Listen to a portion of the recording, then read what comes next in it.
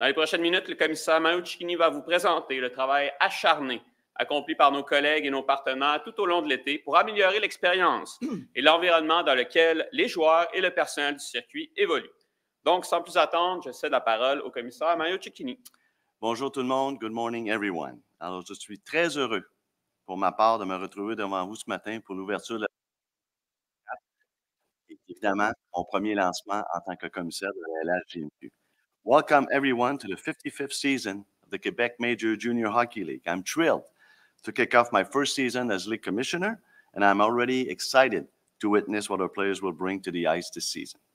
Alors, au cours de l'été, nous avons accompli un travail considérable et un plan d'action a été élaboré afin de continuer à améliorer le développement et l'encadrement de nos jeunes athlètes étudiants, tant sur le plan sportif, académique et une attention spéciale au côté éthique, pour en faire des athlètes accomplis et des citoyens responsables.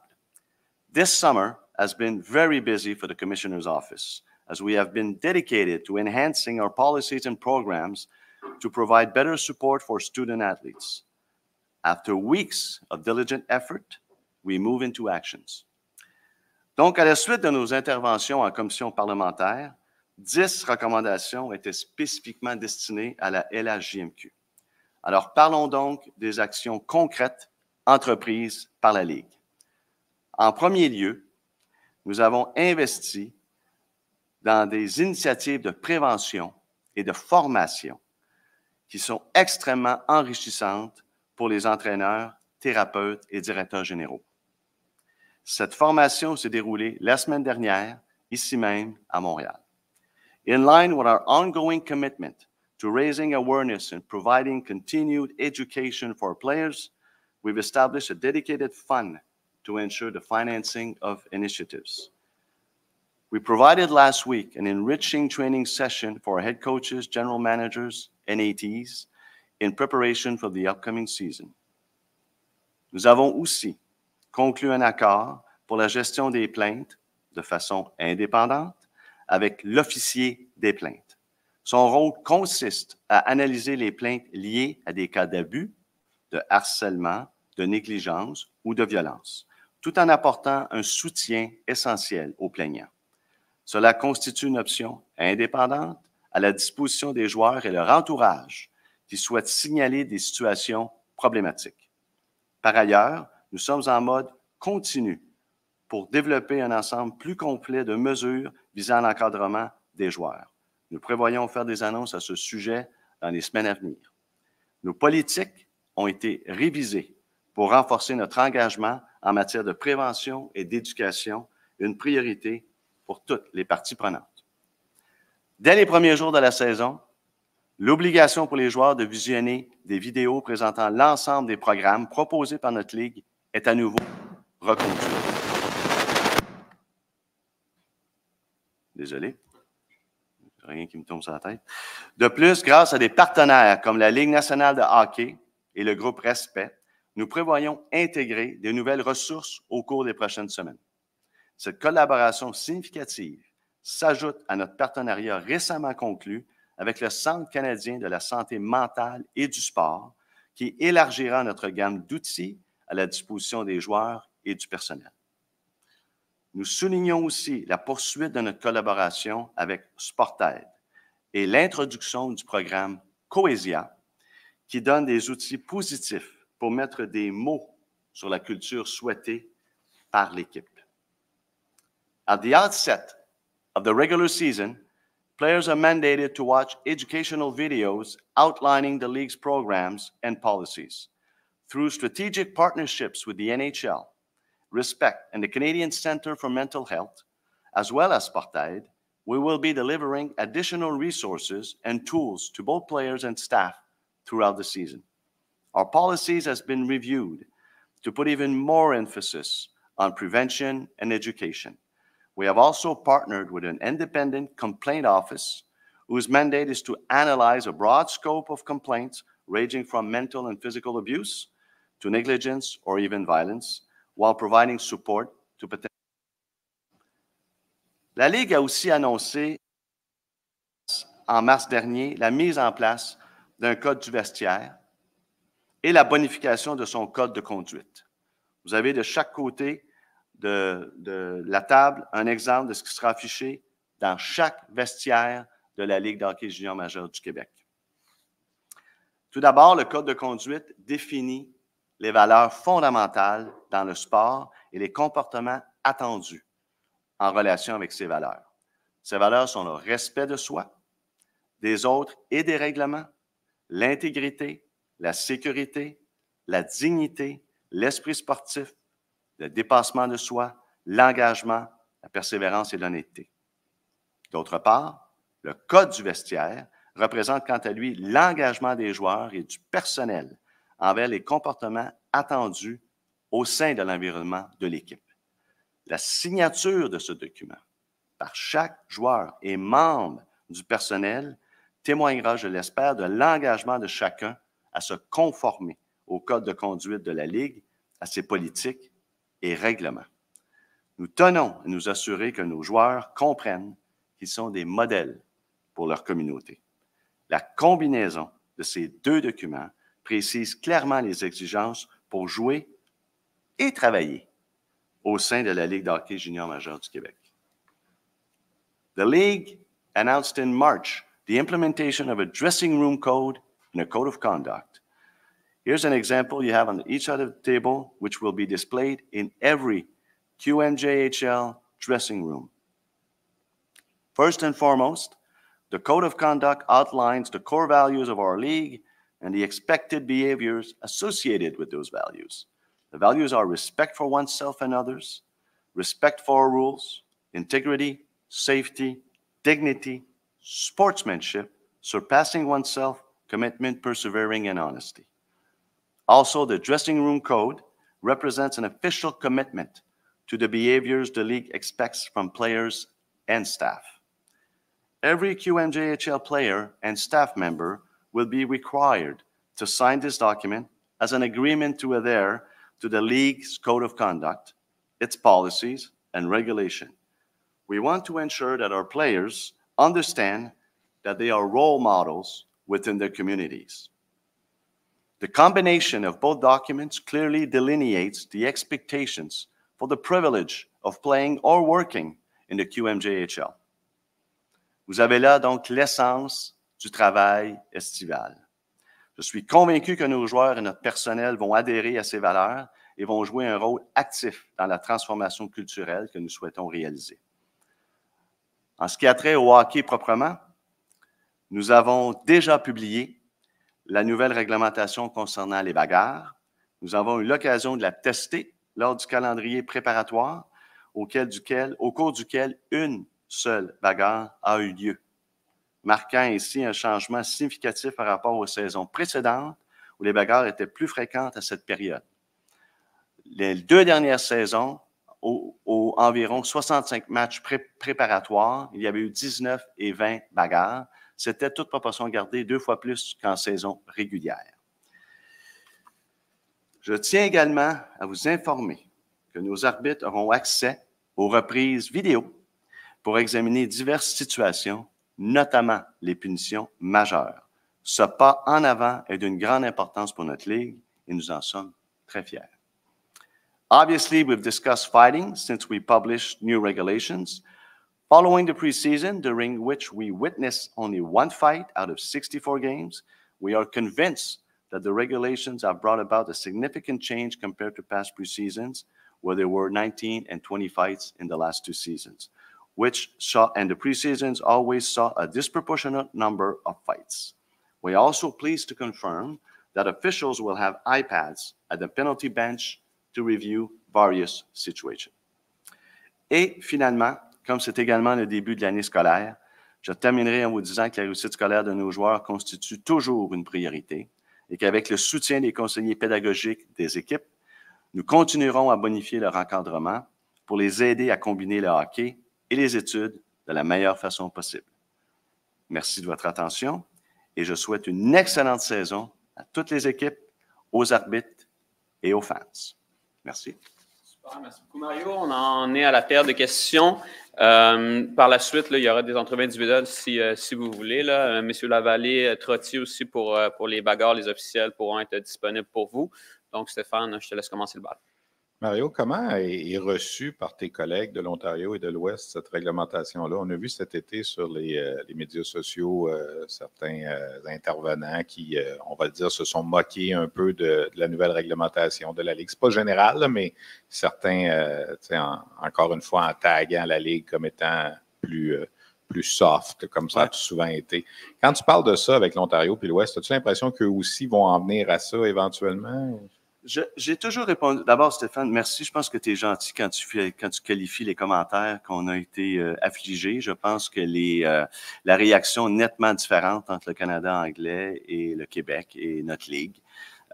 J'ai par contre eu l'occasion, ça vaut la peine de mentionner, dans les dernières 24 heures, j'ai fait 3 podcasts dans les Maritimes.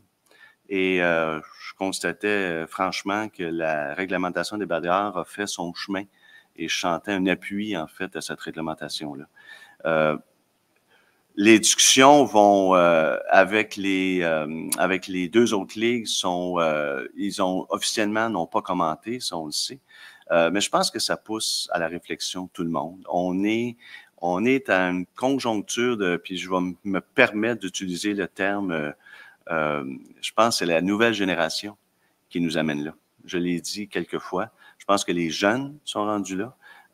C'est pas tout le monde qui va le dire de cette façon-là, de façon ouverte, mais je pense qu'il n'y a plus d'envie de se démarquer de cette façon-là. Je pense que la pré-saison démontre ça beaucoup. J'ai beaucoup d'admiration pour les DG, les coachs avec qui on a travaillé cet été, visionné énormément de vidéos, des comités, tous ont participé.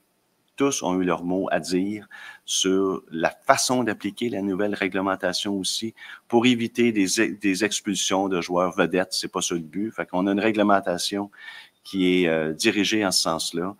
Et je pense que tout le monde a passé le message. Clairement, en pré-saison, ou comme on disait, en proportion, il y en a 2 fois plus. Littéralement, 2 fois plus en pré-saison, toute proportion gardée. Je pense que le message a passé. Alors, les autres ligues, on verra. Puis, Stéphane, la première réflexion qui va se faire sur ça, c'est pour la Coupe Mémoriale de 2024, qui est à Saginaw. Et la Ligue canadienne devra annoncer éventuellement le règlement qui va être adopté. Je pense que ça va être une première indication de où les autres ligues souhaitent aller, possiblement. Est-ce que ça te dérange qu'on ait quand même encore cette image-là de, comme je disais tantôt, là, on l'a vu avec certains podcasts d'anciens joueurs, puis tout ça, puis est-ce que ça reste que c'est dérangeant pour nous? Puis peut-être que ça va faire son chemin. Là, mais... Je pense que ça va faire son chemin. C'est dur de répondre de façon succincte à cette question-là. Tu sais, mon premier réflexe, j'ai envie de mettre la main sur le trophée. Tu sais, tu as vu la grosseur des joueurs de Seattle, la Coupe Mémoriale. J'ai pas vu beaucoup de softness du côté de Québec du tout, puis ils ont contrôlé le match de A à Z. On parle de hockey. Je pense qu'on parle de changement de culture puis de mentalité, donc je m'attends à ce genre de résistance-là. C'est-tu le fun de se faire traiter de soft? Je pense qu'un ancien général a dit « Je vais répondre par la bouche de mes canons, point ». Puis je pense que c'est la meilleure façon qu'on peut le faire. Je suis préoccupé par des gens qui ne s'informent pas ou des dépisteurs qui feront pas leur travail à 100%, puis qui prendraient ça pour du cash. Ça me dérange. Puis ça, on va travailler en ce sens-là pour s'assurer que nos joueurs sont valorisés.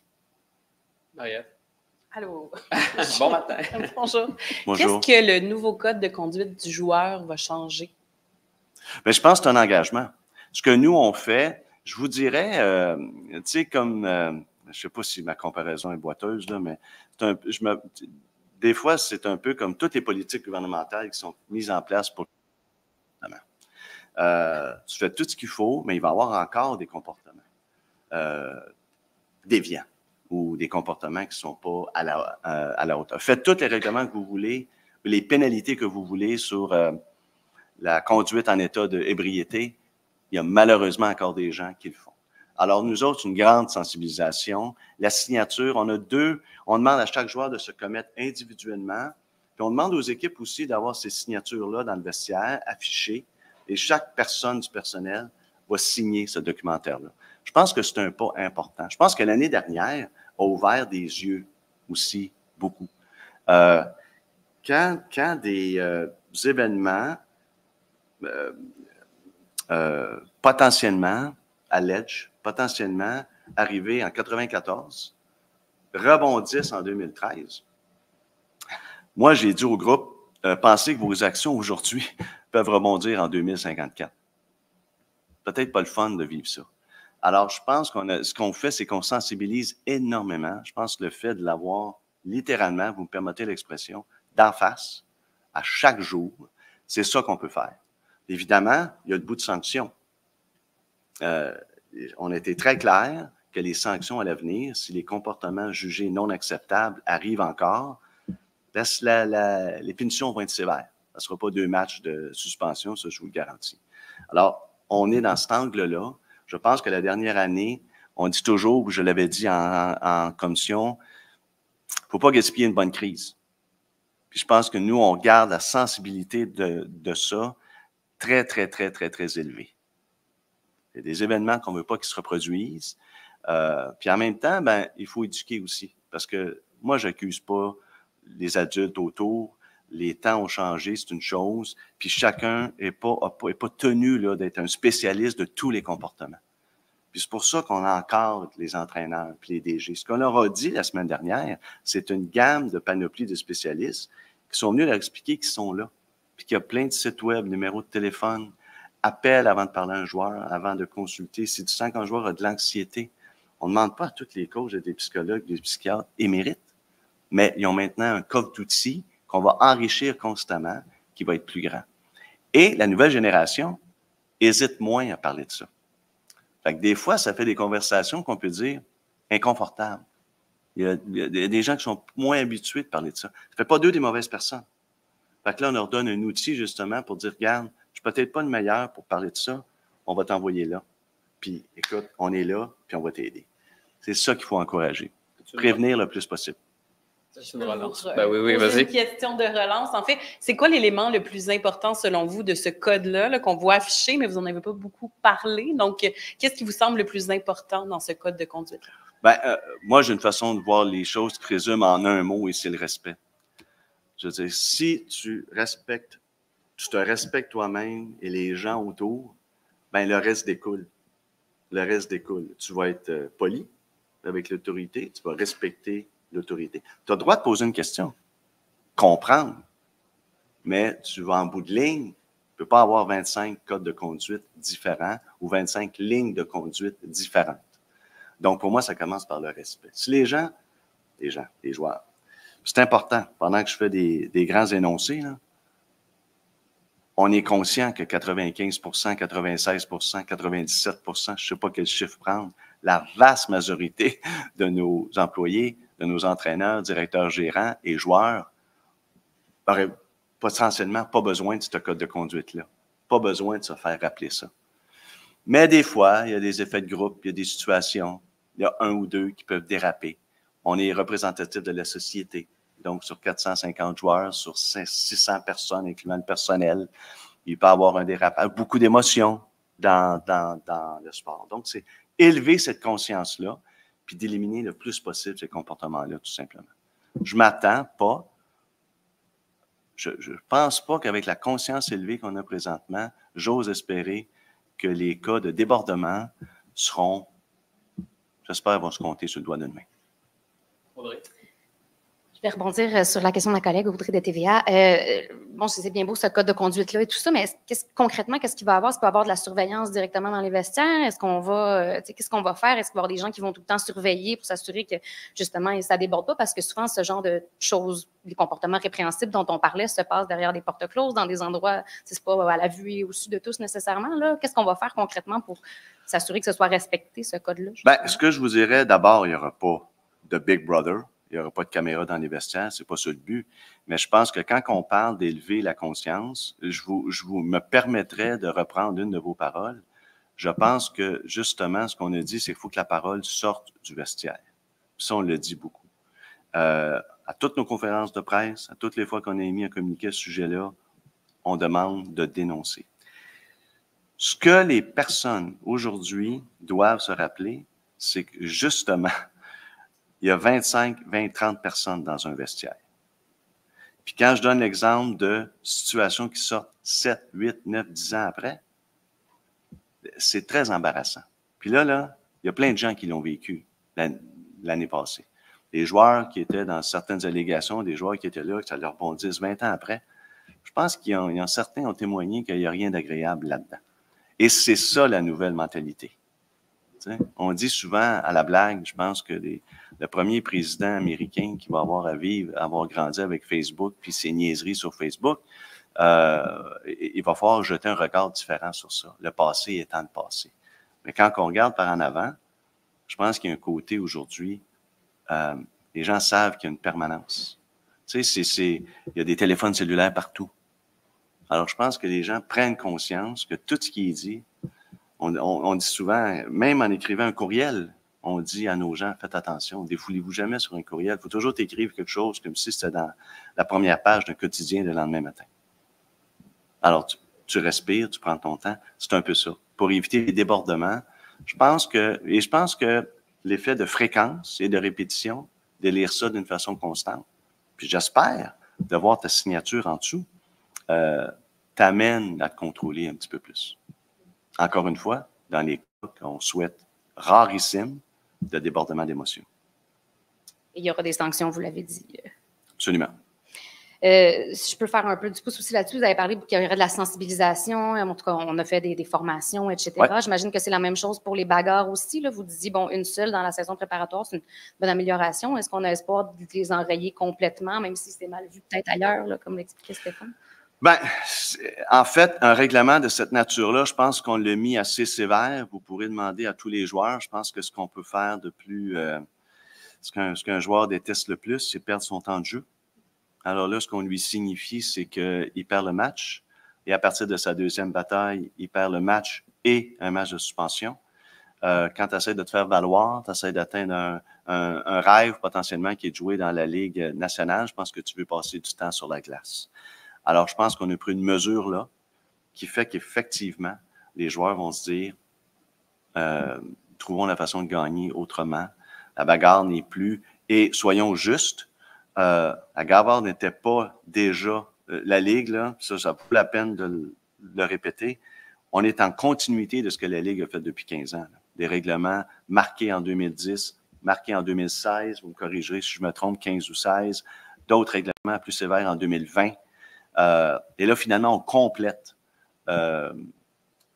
tout le scope de ce règlement-là pour arriver à ce qui était inévitable, avec un règlement qui va susciter une période d'adaptation, parce que le mot-clé dans le règlement, c'est le mot « engagement dans une bataille ».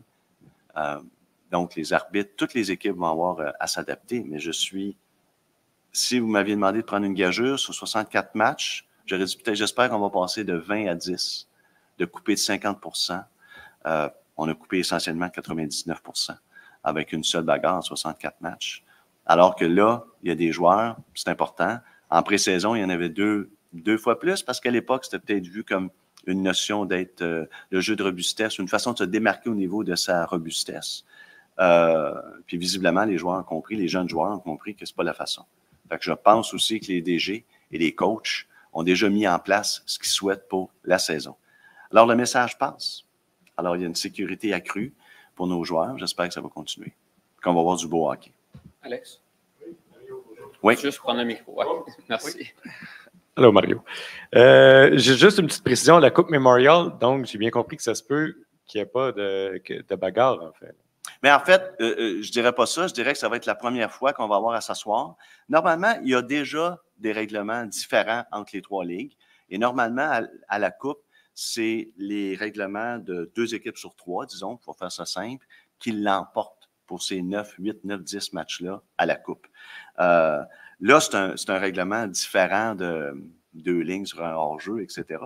Alors, ça va être les premières conversations, comme ce que Stéphane soulevait, ça va être les premières conversations là, où peut-être l'impact, la visibilité que ça a eu, ça va être intéressant comme conversation, disons ça comme ça, où il y aura un choix à faire. D'accord. Puis l'officier des plaintes, juste peut-être avoir plus de détails là-dessus. Est-ce que c'est comme efficace dès aujourd'hui? Est-ce que il y a une période de transition? C'est implémenté immédiatement ou c'est... Oui, en fait, on a finalisé tous les détails. C'était notre intention depuis l'été et ça a pris le temps que ça a pris pour finaliser ces détails-là. Donc, on les a finalisés lundi. OK. Alors oui, à mon sens, c'est opérationnel dès maintenant. Ça va être communiqué. Il y a un élément qui va s'ajouter, qu'on va faire une annonce dans les prochains jours, sur la façon de se rendre à ces gens-là, mais c'est une entente conclue qui est effective. Steph, on retourne à Steph. Plus au niveau hockey, Mario, Ouais. la Coupe Memorial revient dans le giron de la LHJMQ en 2025. Ouais. Quelqu'un m'a dit dans un aréna la semaine dernière que ça se peut que l'annonce de la ville hôtesse de 2025 vienne avant. Habituellement, on fait ça en avril pour l'année suivante. Est-ce que c'est le cas ou est-ce que ça va être. On va choisir le processus pour la ville hôtesse de 2025 avant? Ça devrait être le cas. Un des objectifs, Stéphane, en fait, je peux te dire qu'on souhaite l'annoncer avant la fin de 2023. Donc, pour donner une période de décembre. transaction de plus à l'équipe hôtesse? Non, pas du tout. Mais ça va être ça quand même. Oui, mais en fait, ce que j'étais pour dire, c'est que forcément, oui, mais la motivation, c'était l'angle d'affaires. Plus, en fait, moi, je suis même un fervent d'annoncer ça 2 ans à l'avance.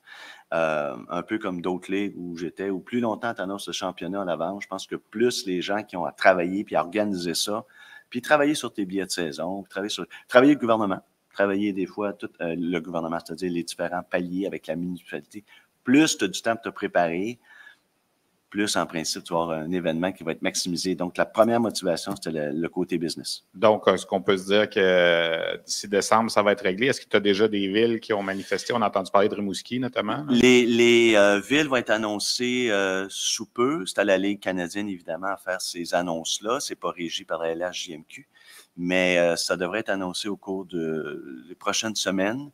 Puis, écoute, presque à 100%, je peux te confirmer que ça va être avant 23. Ça va être annoncé avant la fin de 23, absolument. Merci. Audrey et Alex, on a-tu une dernière relance? On est bon? Merci à tout le monde. Merci beaucoup. C'est bon? Merci. Ben ouais. Vas-y, c'est pour ça qu'il a demandé. On a réservé à ça jusqu'à 11h15. Écoutez, dans le fond, je reviens sur le code de conduite, etc. Là, Ouais. Il y a eu quand même un peu de mauvaise presse là, du hockey junior dans les derniers mois avec tout ça. Il y a eu les nouveaux règlements qui font peut-être pas l'affaire de tout le monde. Est-ce qu'on pense avoir perdu peut-être des jeunes talents, des joueurs qui se sont dit, moi, je veux pas jouer dans cette ligue-là en voyant tout ça, ou est-ce que vous pensez que la LHJMQ demeure quand même un objectif pour plusieurs jeunes joueurs? Je vais oser vous dire que je pense que ces changements-là vont favoriser la LHJMQ. Je vais oser vous dire que si je me mets dans la peau de la mère de famille, du père de famille, qui a un jeune de 14, 13, 14, 15 ans, qui s'aperçoit qu'il a un talent pour le hockey, puis qui commence à réfléchir à l'avenir, à quel endroit il peut aller, puis les États-Unis étant une option quand tu as un grand talent pour le hockey, j'ose espérer que ce qu'on met en place répond à des préoccupations parentales pour qu'un jeune s'épanouisse de façon saine dans un environnement sécuritaire. Ce qu'on fait rejoint ce que d'autres ligues font. Alors, il n'y a rien de non plus très révolutionnaire là-dedans.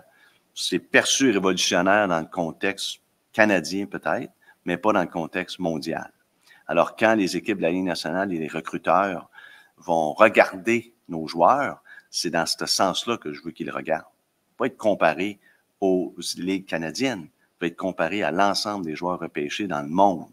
Et la majorité des ligues dans le monde ont un règlement qui ressemble aux nôtres. Alors, en ce sens-là, je pense qu'on est dans la veine qui devrait sécuriser des parents qui ont à choisir pour l'avenir pour leurs joueurs, sans oublier tout l'encadrement non qu'on vient de mentionner qui a toujours été là pour le moment, que là, on a vécu des choses qui fait que c'est encore plus top of mind, excusez l'expression. Et essentiellement aussi, je pense que les gens se sentent, puis on va communiquer cette année, d'ailleurs, on a une nouvelle initiative. On va communiquer de façon mensuelle avec les parents. Email, newsletter, très simple. Tous les parents vont savoir des nouvelles de notre ligue à chaque mois. Et puis, ils vont comprendre aussi toute la flexibilité et l'encadrement qu'on essaie d'amener du côté scolaire. Bref, Il y a beaucoup d'éléments à satisfaire, de coches à remplir quand tu penses à envoyer ton jeune dans une autre ville ou dans un environnement sportif qui potentiellement peut l'amener à un rêve, mais essentiellement, ce qu'il faut surtout faire, c'est s'assurer qu'il rentre à 16 ans et qu'il sorte à 20 ans formé comme un citoyen qu'on souhaite exemplaire. Super. On est bon? Merci tout le monde. Merci beaucoup.